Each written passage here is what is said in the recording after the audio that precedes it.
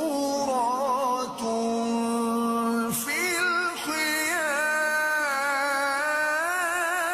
الخيام فبأي آلاء ربكما تكذبان